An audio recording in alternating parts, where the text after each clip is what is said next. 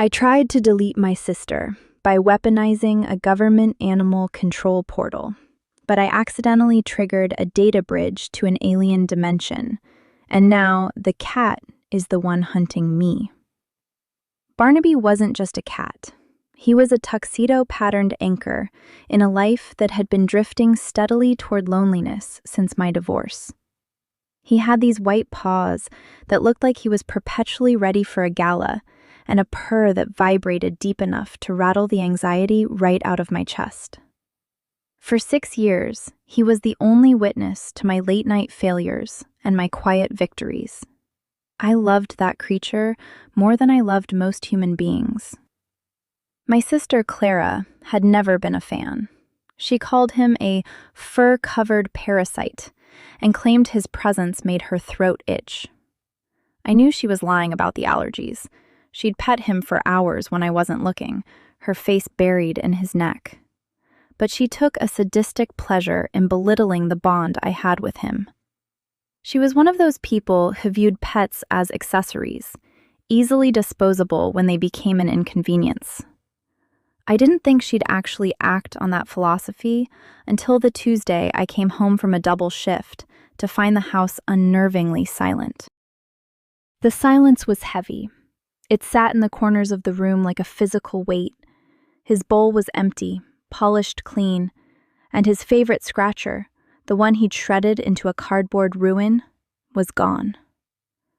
Panic, cold and sharp as a scalpel, sliced through me.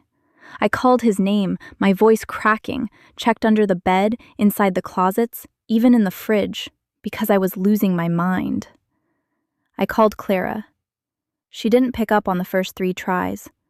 When she finally answered, her voice was irritatingly chipper. She was at a cafe, the ambient noise of clinking cups in the background.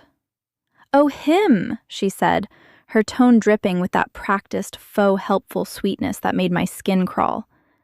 "I did you a favor, Mark. He was shedding everywhere, and honestly, you need to start focusing on your dating life again. You can't be tethered to a cat forever. I dropped him off at the Happy Paws Rescue Center on the north side.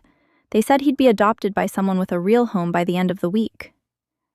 My blood didn't just boil. It turned to liquid nitrogen. "You did what?" I hissed, gripping the phone so hard my knuckles turned white. "You're welcome," she chirped. "I figured you'd thank me once you stopped being so dramatic." She hung up before I could scream. My mind didn't go to heartbreak first. It went to fire. It went to a cold, calculated clarity that I didn't know I possessed. I drove to the shelter, but they told me the intake records were private due to privacy laws regarding the previous owners. They said Barnaby had already been moved to a foster location to minimize his stress. I felt the walls closing in. I went home, sat in the dark, and opened my laptop. I pulled up Clara's home address from my bank records. I had co-signed her lease, a mistake I was about to rectify in a way she'd never forget. I navigated to the shelter's website and found the surrender request portal, where they needed specific details to coordinate pickups for troubled or unwanted animals.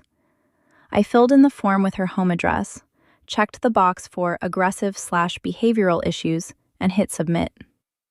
10 minutes later, my phone pinged with an automated confirmation from the shelter.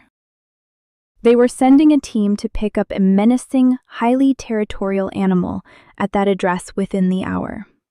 But as I read the automated response, I noticed a detail I'd overlooked. The shelter wasn't just sending animal control. They were sending a specialized extraction unit because of the specific threat level I'd typed into the box. A second message popped up on my screen, not from the shelter, but from an unknown number.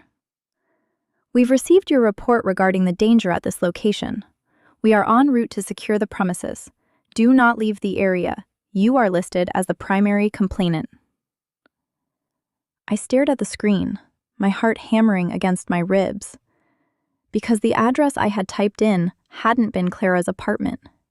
In my blind, shaking rage, I had accidentally copy-pasted the GPS coordinates of the warehouse where I worked. A place that was currently housing a secret cargo that could put me in prison for life. The notification hovered on my screen like a death warrant. Primary complainant.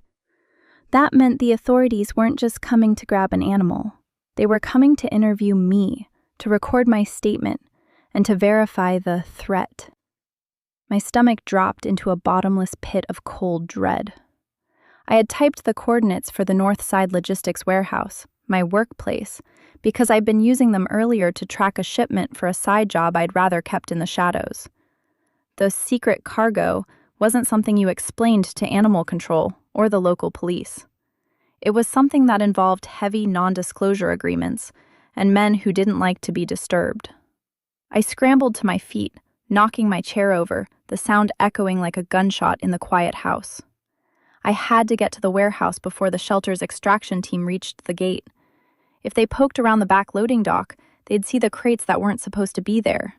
They'd see the heavy-duty locks and the thermal imaging sensors.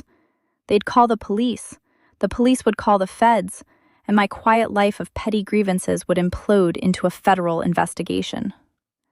My hands were shaking so violently I could barely turn the ignition in my car. As I pulled out of the driveway, the world felt like it was shifting into a nightmare reality. I floored it, running 2 stop signs and swerving through traffic, my mind playing a loop of every mistake I'd made today. Why did I let Clara get under my skin? Why did I try to weaponize a shelter against her when I was living in a glass house?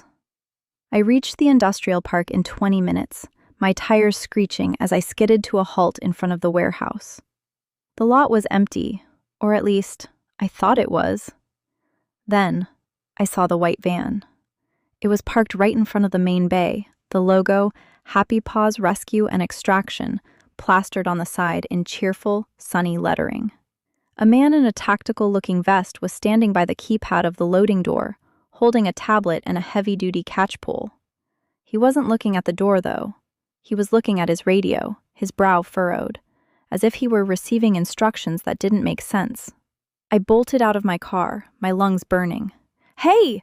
I shouted, waving my arms like a maniac. "Stop! That's a mistake! I'm the one who called, but I've got the wrong location." The man turned, his expression hardening immediately. He didn't look like an animal control worker. He looked like an operator. He raised a hand to his ear, listening intently to someone on the other end of his headset, then looked at me with eyes that were utterly devoid of warmth. "You're the complainant?" he asked, his voice low and raspy. He reached into his belt, but he didn't pull out a scanner. He pulled out a pair of zip-tie restraints. "Yes, but—" "Sir," he interrupted, stepping closer, his boots crunching on the gravel. "We didn't come here because of a cat. We came here because the address you provided triggered an alert in our system. You see, this facility isn't registered for animal intake. It's registered as a secure site for the Department of Energy." My blood ran cold. The warehouse wasn't just a shipping hub, it was a front. I had been working for people I knew nothing about, moving crates I was told never to open. And now, I had just invited the rescue team to the scene of a crime I didn't even know I was committing. "I think there's been a misunderstanding," I stammered, backing away. The man didn't move toward me. Instead, he whistled, a sharp, piercing sound that cut through the night air. From the shadows behind the white van, 2 more men emerged, dressed in black, holding long-range tranquilizer rifles. And then, from the back of the van, a heavy cage door slammed open. A creature bounded out. Not a cat, not a dog, but something lean, shadow black, and impossibly fast. It moved with a grace that was alien, its eyes glowing with a faint, iridescent violet hue. It didn't look like it wanted to be rescued. It looked like it was hunting. The lead man pointed his finger directly at me. "The subject is loose," he said, his voice flat. "And since you called us here, you're the only one who can lead it back into the containment unit." The black shape turned its head, fixed those terrifying violet eyes on me, and let out a sound, a low, rhythmic vibration that sounded exactly like the purr Barnaby used to make. But this wasn't a cat's purr. It was the sound of a predator preparing to kill. As the beast lowered its haunches to spring, my phone vibrated in my pocket. I glanced down. It was a text from Clara. Found the cat, Mark. He was in your spare tire well all along. Why did you try to have me picked up by the government? I looked up, realizing too late that the beast wasn't a cat at all, and the shelter was just a cover for something much worse. I wasn't just in trouble. I was the bait. I turned to run, but the heavy steel gate behind me slammed shut, locking with an electronic click that signaled only one thing. The perimeter was sealed. The metallic clack of the gate was a death knell. I spun around, my breath hitching in my throat, only to find the warehouse's massive roll-up door grinding open with a mechanical groan. The interior was bathed in the harsh, flickering glare of emergency strobe lights, casting long, frantic shadows against the crates I had been told were medical supplies. The black creature didn't pounce. It drifted. It moved with a fluid, liquid motion that defied the laws of physics, its violet eyes locking onto mine with an intelligence that felt ancient. It wasn't hungry for meat. It was hunting for something inside my head. "Don't move," the man in the tactical vest commanded, though his own hands were shaking as he raised his rifle. "If you panic, the resonance spike will kill us all. Do you understand?" The frequency it's emitting? It's tethered to your biological signature because of the registration form you filled out. My signature? I stammered, backing until my spine hit the cold, unyielding steel of the perimeter fence. I just wanted my cat back. I don't know what this thing is. The creature tilted its head. It opened its maw, and for a second, I thought it would roar. Instead, it emitted a sound that made me fall to my knees. A perfect, synthesized recording of Barnaby's soft, habitual meow, played back through a throat that wasn't designed for earthly vocal cords. It was a mockery, a lure. The men in black began to advance, their rifles pointed not at the beast, but at me. One of them tapped a console on his wrist. Subject containment failed, initiating neural link synchronization. If the host, the complainant, is neutralized, the asset will return to standby mode. "Wait!" I screamed, shielding my face as the creature took a bounding leap toward me, its shadow engulfing mine. "I didn't sign up for this! I didn't know!" The leader didn't blink. "You used your credentials to authorize the intake, Mr. Miller. You're the owner of record now. Congratulations.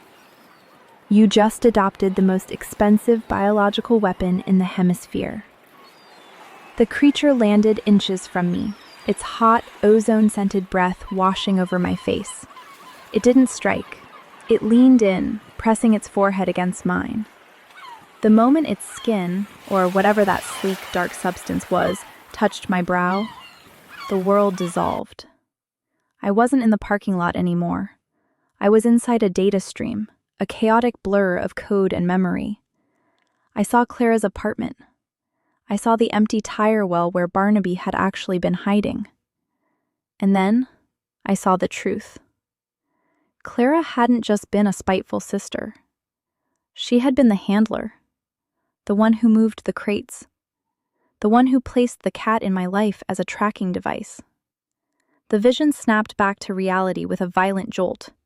The creature was pulling back, its violet eyes dimming to a dull, bruised gray.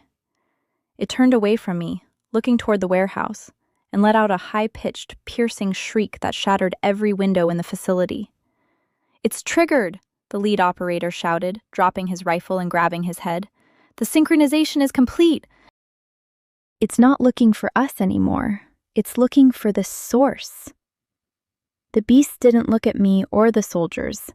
It pivoted, staring down the road toward the city, toward the coordinates of my apartment, the place where Clara was currently sitting, holding my cat, unaware that she had just unleashed something that knew exactly who she was.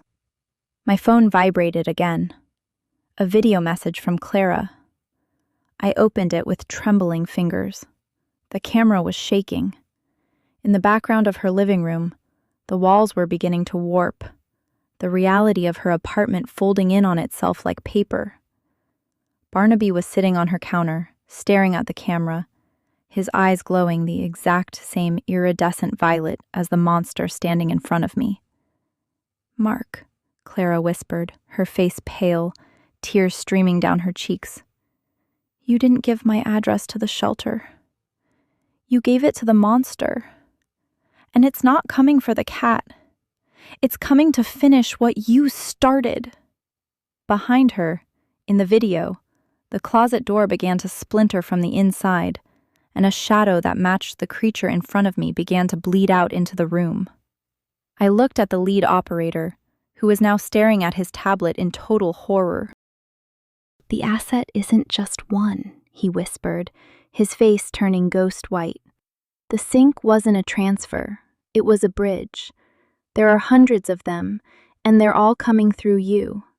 Before I could speak, the sky above the warehouse ripped open, and the first of 1,000 shadows began to descend. The sky didn't tear with a bang, but with the sound of 1,000 glass panes shattering at once.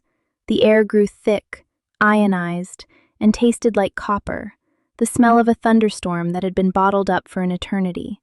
Above me, the black rifts in the atmosphere bled downward like ink in water, and silhouettes began to spill out, drifting toward the ground with a terrifying, weightless grace. "Shut it down!" I screamed, grabbing the lead operator by his tactical vest, shaking him with a desperation that bordered on madness. "You said I was the host! You said the sink was through me! How do I close it?" The man looked at me, his eyes wide and vacant. He didn't have an answer. He was already reaching for his sidearm, but not to point it at the monsters. He pointed it at his own temple. Before I could stop him, he pulled the trigger. The gunshot was a pathetic, small sound against the backdrop of the encroaching apocalypse. The creature in front of me, the one that had mimicked Barnaby's purr, suddenly froze. It turned its head toward the rising tide of shadows in the sky, let out a discordant, high-pitched screech that felt like needles piercing my eardrums, and then dissolved into a pile of ash. I realized then that it wasn't a biological weapon. It was a projection, a data-based entity that needed a live anchor to manifest. And I was that anchor. Every memory I had of Barnaby, every ounce of love I'd poured into that cat, had served as the encrypted data packet these things used to bridge the gap into our reality. I fell to my knees in the dirt, the warehouse lot swarming with shifting, semi-solid shapes. I had to kill the connection. I had to purge the link. I shut my eyes tight, forcing myself to conjure the image of my life before Barnaby. I reached back into the darkest, most hollow parts of my soul. The loneliness, the bitterness of the divorce, the quiet, gray misery of being alone. I visualized it as a furnace, and I pushed every ounce of my capacity to feel, to love, and to yearn into that fire. I wasn't trying to save the world, I was trying to become a vacuum. I decided in that moment that I would never be tethered to anything living again. No cats, no family, no connections. The pain was excruciating, like white-hot wires being pulled from my nerve endings. I felt the connection to Barnaby, the real breathing cat sitting in Clara's apartment. Snap. The screeching stopped. I opened my eyes. The lot was silent. The shadows had evaporated into nothingness, leaving behind only the scorched concrete and the smell of ozone. The warehouse stood empty, the heavy steel doors hanging off their hinges. I was alone, truly alone, and the feeling was like a shroud of ice settling over my heart. I pulled out my phone. It was dead. I walked back to my car, my movements stiff and robotic, and drove toward the city in a daze.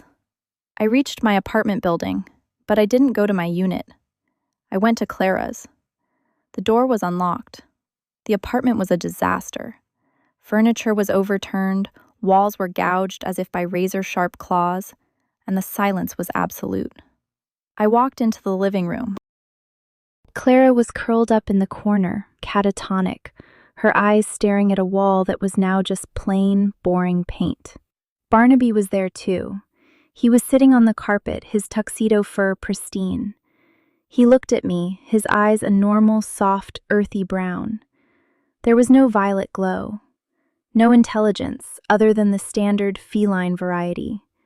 He stood up, stretched, and let out a soft, familiar meow. I didn't pick him up. I didn't reach out to pet him. I looked at him with the same detached apathy I felt for the chair or the rug. The capacity for attachment had been cauterized out of me. "He's yours," I said to Clara, my voice sounding like it belonged to a stranger. She didn't answer. She didn't even blink. I walked out of the building and kept walking. I didn't have a destination, and I didn't have a plan. I had survived, but as I walked down the empty street, I realized the cost. I was a hollow man in a world that felt like a stage set. I had saved the world by becoming a ghost in it. The last thing I heard as I turned the corner was a tiny rhythmic sound behind me, the soft, distant purr of a cat following in my footsteps. I didn't look back, but the sound grew louder, matching the pace of my stride, constant and unyielding. I realized then that while I had severed the connection, some things aren't as easily discarded as others. I wasn't the owner anymore. I was the prey. And the hunter was just getting started.